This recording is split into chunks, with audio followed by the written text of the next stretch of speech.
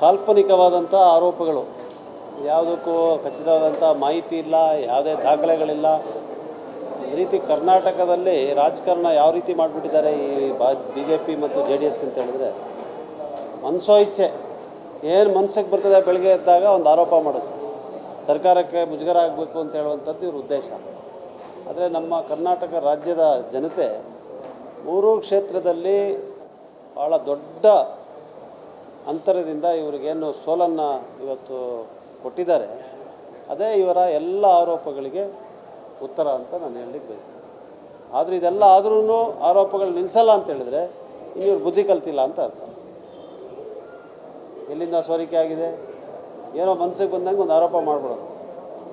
ಆಮೇಲೆ ಇದೆಲ್ಲ ಪ್ರಕ್ರಿಯೆಗಳು ಕೂಡ ಕಾನೂನಾತ್ಮಕವಾಗಿ ನಡೀತಾ ಇದೆ.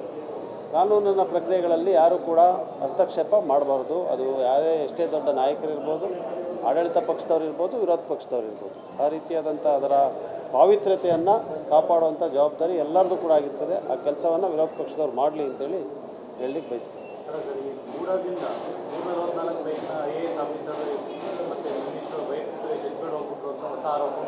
ಅಲ್ಲ, ಯಾರು ಮಾಡ್ತಾರೆ ಅದು ಆರೋಪಗಳು.